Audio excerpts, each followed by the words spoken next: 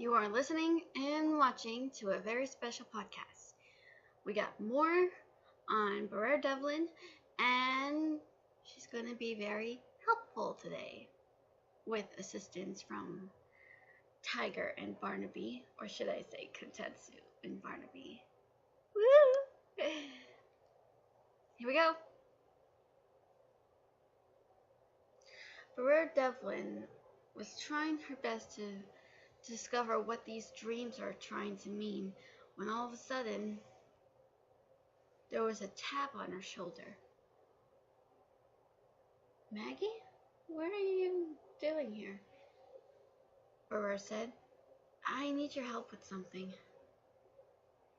What about? Well, I have this friend and she's going, it's a long story. Maggie said. That's okay, I got time, Briar said.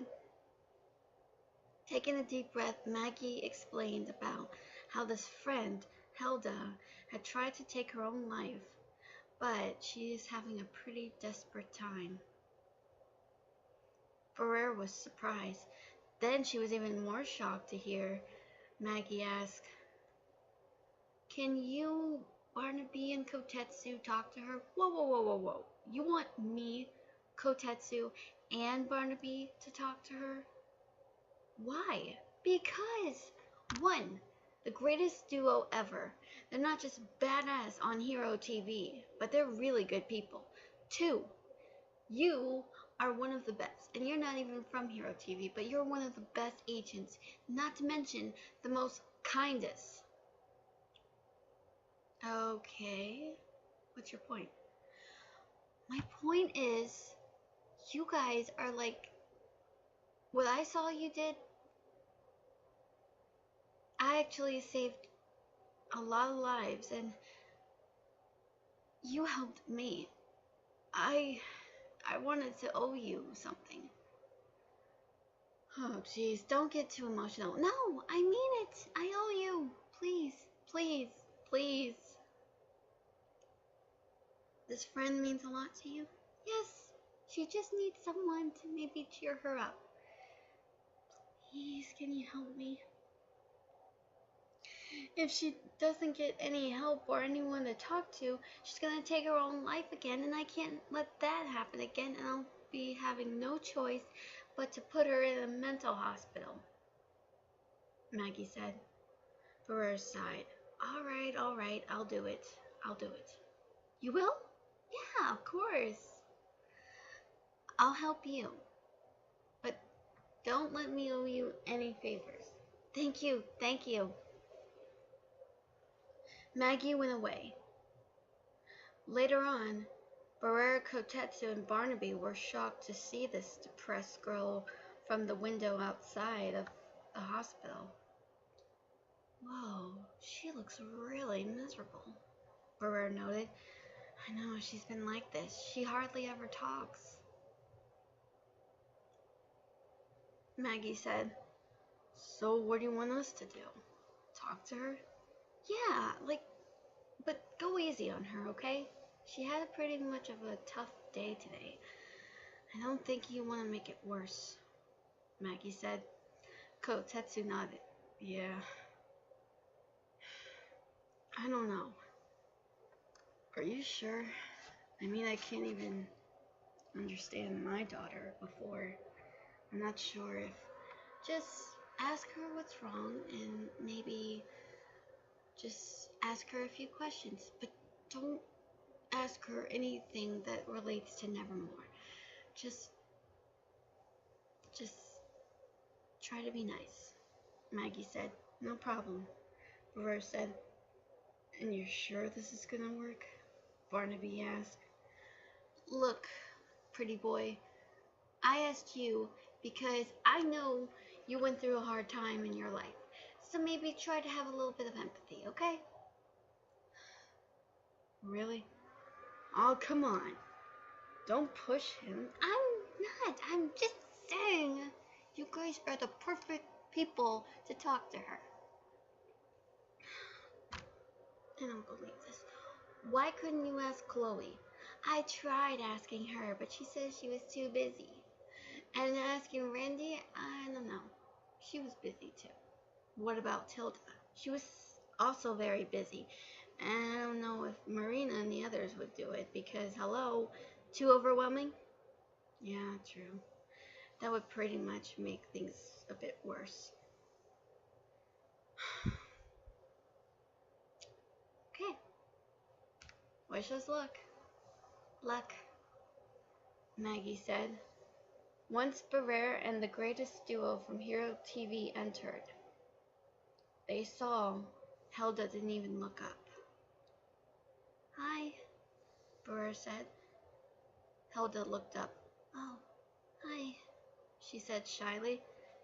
Hey. uh, why the long face? No, nothing. I just...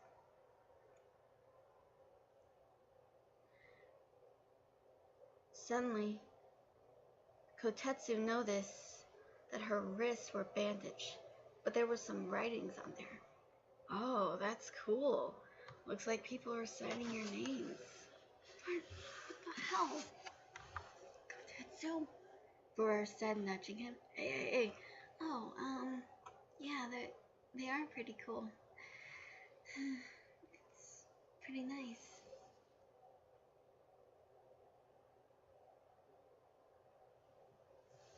Hilda said. Here, I brought some flowers for you.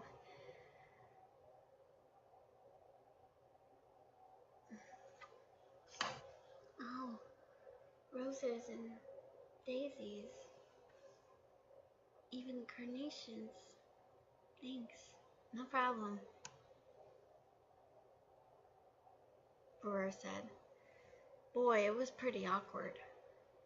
Hilda had nothing to say. She just looked at the flowers as if they were the most prettiest things.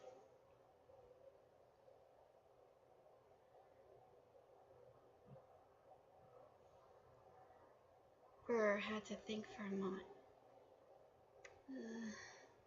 She looked at the two.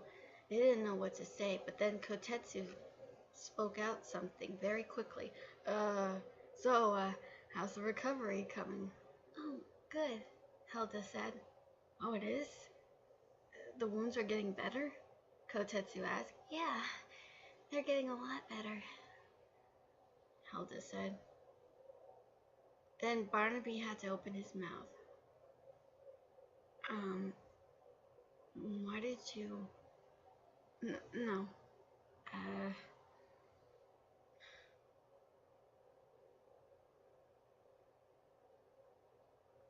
What happened?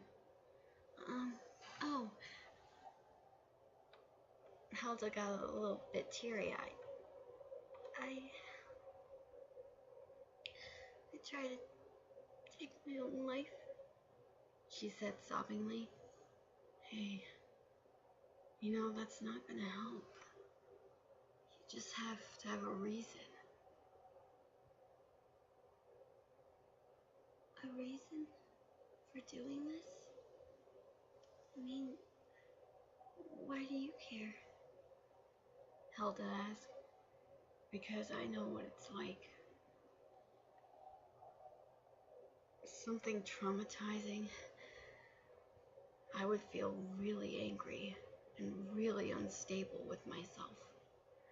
I try to keep a cool head, try to be logic. Sometimes the past comes back to you. It haunts you, Barnaby said. Honey, don't. So I just want to know. You have to have a reason for doing this.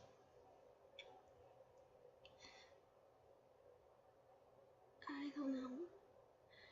I don't want to get in trouble, Hilda said.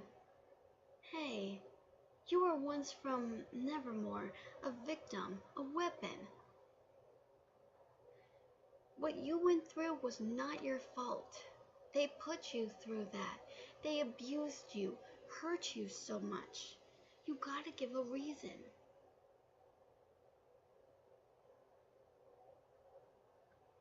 Briar said. Hilda knew that she was right. Okay. I was one of the best weapons in the world, but I was forced to kill so many people.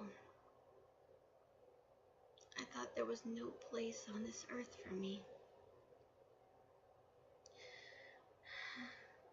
Until I met someone. Someone with hair of gold and a heart of gold too. He was the most beautiful thing I've ever seen. He was a teenager, but he was just so handsome and so kind. I never met someone as handsome and as kind as he is. Then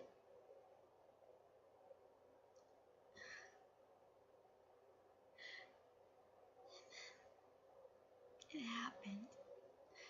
He was doing such good deeds for us, making our lives better at Nevermore. But then the staff found out and what he was doing, so they punished him. We were forced to attend to his execution. We weren't allowed to leave no matter how painful it was. It was torture. And I was the executioner. Hilda said. Briar, Kotetsu, and Barnaby were stunned to hear this. What? You mean this young man, the one with the beautiful golden hair, the one with a heart of gold too. His name was Lysander. Lysander Nicodemus. And he's dead. And it's me. Me! I killed him.